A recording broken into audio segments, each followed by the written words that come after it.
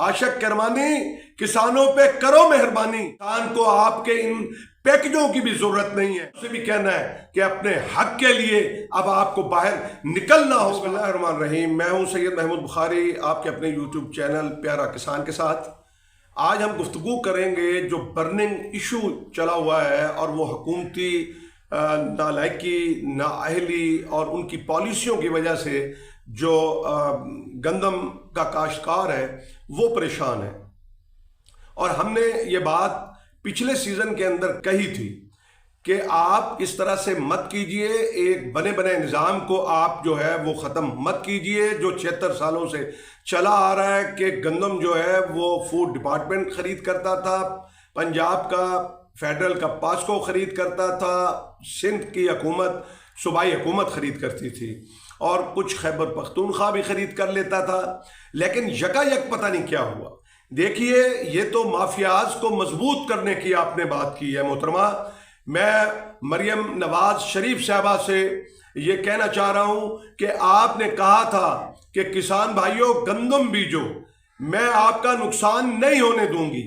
आपने ये कह के अपने अहद का पास नहीं किया और आपने बदअहदी की है। आप ये बताएं कि किसान का कसूर क्या है? इस 25 करोड़ के इन लोगों का पेट पालता है। किसान की हालत तो जाकर देखिए।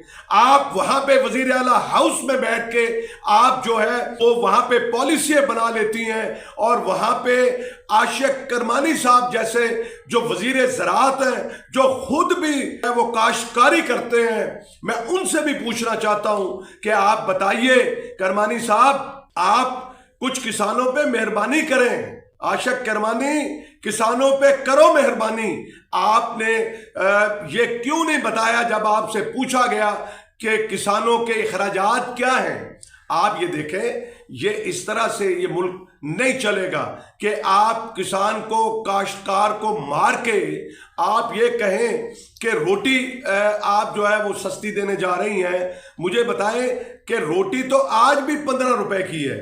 और दूसरी बात ये आपको बता देना चाहता हूं कि आपने एक बात कही कि डीरेगुलाइज कर दिया गंदम को। मोहतरमा, ये कनेक्ट है। आप कहते हैं कि रोटी का रेट, सलमा भट्ट साहबा कहती हैं कि 14 रुपए से मैं ऊपर नहीं जाने दूंगी। क्यों भाई? कि किसान को इतना हल्का आपने लिया हुआ है आपने। और आप जनाब जो है ये कहते हैं कि हम जो है वो रोटी का रेट, फिर तो ये कनेक्ट हो गया। रोटी किससे बनती है? आटे से बनती है। आटा किससे बनता है? गंदम से बनता है। तो मुझे बताएं कि आप ये किसानों की आंखों में धूल झोंक रही हैं। किसान इतना पागल नहीं है। किसान जो है वो खुददार है। किसान को आपके इन पैकेजों की भी जरूरत नहीं है। ये जो आपने एक ढोंग रचाया हुआ है और पैकेज खेल रही हैं, उसका फायदा क्या है? उसका कोई फायदा नहीं है। मैं कहता हूं कि किसान मुहिब्बे वतन है, उसके साथ मत ज्यादती कीजिए। मैं करता है कलम छोड़ हड़ताल, तो आपने देखा है कि दफ्तरों में काम रुक जाते हैं। आपने देखा कि ट्रांसपोर्टर हड़ताल करता है तो सड़क पे आपको कोई बस नहीं नजर आती और लोग परेशान होते हैं सफर करने वाले। आपने देखा है कि अगर रेलवे हड़ताल कर दे, ट्रेनें नहीं चलती। जरा सोचिए कि अगर किसान तंग आकर जब उसको उसके बच्चों का रिस्क नहीं मिलेगा उस फसल से, तो वो फिर क्यों उसको बीजेगा? आप डरिए उस वक्त से। आप जिस तरह की पॉलिसियां बनाने जा रही हैं, आने वाला वक्त मैं आपको बता रहा हूं। और आपने ये पैकेज जो है करके कि आप ने कहा है कि जी हमने 9,000 ट्रैक्टर दे दिया। 9,000 ट्रैक्टर में आपने 10 लाख की सब्सिडी दी। आपने जब ट्रैक्टर लेने गया किसान तो 24% उसके ऊपर टैक्स आपने लगा दिया और 9 की उससे 24 लाख रुपए उसकी जेब से निकलवा लिया आपने।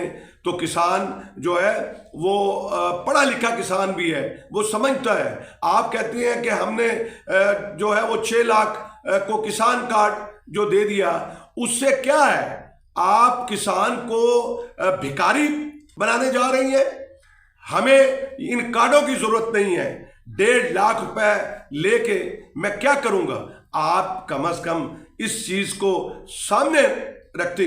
मैं कहता हूं मेरी फसल मेरी मर्जी, मुझे फसल का रेट चाहिए। और अगर आपने अपनी जिद पे बरकरार रही तो फिर किसान भी गैरतमंद है कि अगली दफा हम अपनी जरूरत की गंदम बीजेंगे, अपने लिए गंदम बीजेंगे और हम आपको ये बताएंगे कि किसान की ताकत कितनी है। और किसानों से भी कहना है कि अपने हक के लिए अब आपको बाहर निकलना होगा, वरना ये जो हुकूमतें हैं ये माफियाज के साथ मिली हुई हैं। आज जो है वो इतनी सस्ती गंदम जो है वो खरीदी जा रही है और फिर आप 4 माह के बाद देखेंगे कि इसी गंदम का रेट कहीं से कहीं चला जाएगा। मैं दुआ गो हूं कि अल्लाह ताला पाकिस्तान को सब शादाब रखे। पाकिस्तान जिंदाबाद, पाकिस्तान पाइंदा।